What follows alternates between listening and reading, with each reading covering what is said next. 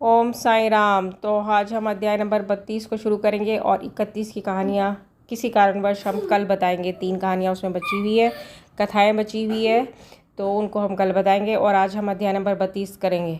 और आज है 12 जून, तो आज जिनका भी जन्मदिन है उन सबका साईं बाबा जो है भला करे और उनको उसमें Sai Baba bless them with long prosperous life, disease free life.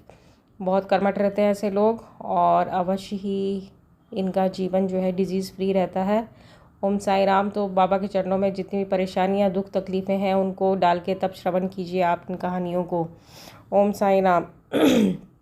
चाहे कोई कितना ही विद्वान अथवा वेद और वेदांत में पारंगत क्यों ना हो, वो अपने निर्दिष्ट स्थान पर नहीं पहुंच सकता जब तक कि उसकी सहायतार्थ कोई योग्य पथ प्रदर्शक न मिल जाए, जिसके पद चिन्हों का अनुसरण करने से ही मार्ग में मिलने वाले गहरे खंदकों तथा हिंसक प्राणियों के भय से मुक्त हुआ जा सकता है। और इस विधि से ही संसार यात्रा सुगम तथा कुशलता पूर्वक पूर्ण हो सकती है। इस विषय में बाबा का अनुभव जो उन्होंने स्वयं बतलाया वास्तव में आश्चर्यजनक है। यदि हम उसका ध्यानपूर्वक अनुसरण करें तो हमें निश्चय ही श्रद्धा, भक्ति और मुक्ति प्राप्त होगी। एक समय हम 4 सहयोगी मिलकर धार्मिक एवं अन्य पुस्तकों का अध्ययन कर रहे थे। इस प्रकार प्रबुद्ध होकर हम लोग ब्रह्म के मूल स्वरूप पर विचार करने लगे। एक ने कहा कि हमें स्वयं की ही जागृति करनी चाहिए, दूसरों पर निर्भर रहना हमें उचित नहीं है। इस पर दूसरे ने कहा, जिसने मनोनिग्रह कर लिया है वह धन्य है, हमें अपने संकीर्ण विचारों व भावनाओं से मुक्त होना चाहिए, क्योंकि इस संसार में हमारे अतिरिक्त और कुछ भी नहीं है। तीसरे ने कहा कि यह संसार सदैव परिवर्तनशील है, केवल निराकार ही शाश्वत है, अतः हमें सत्य और असत्य में विवेक करना चाहिए। तब चौथे, स्वयं जो बाबा थे इनमें से, चारों में से, तो बाबा क्या कहते हैं, ने कहा कि केवल पुस्तकीय ज्ञान से कोई लाभ नहीं, हमें तो अपना कर्तव्य करते रहना चाहिए। दृढ़ विश्वास और पूर्ण निष्ठापूर्वक हमें अपना तन, मन, धन और पंच प्राण आदि सर्वव्यापक गुरुदेव को अर्पण कर देने चाहिए। गुरु भगवान है, सबका पालनहार है। इस प्रकार वाद विवाद के उपरांत हम चारों सहयोगी वन में ईश्वर की खोज पर निकले। हम 4 विद्वान बिना किसी से सहायता लिए केवल अपनी स्वतंत्र बुद्धि से ही ईश्वर की खोज करना चाहते थे। मार्ग में हमें एक बंजारा मिला, जिसने हम लोगों से पूछा, हे सज्जनों, इतनी धूप में आप लोग किस ओर प्रस्थान कर रहे हैं? प्रत्युत्तर में हम लोगों ने कहा कि वन की ओर। उसने पुनः पूछा, कृपया ये तो बतलाइए कि वन की ओर जाने का उद्देश्य क्या है? हम लोगों ने उसे टाल मटोल वाला उत्तर दे दिया। हम लोगों को निरुद्देश सघन भयानक जंगल में भटकते देखकर उसे दया आ गई।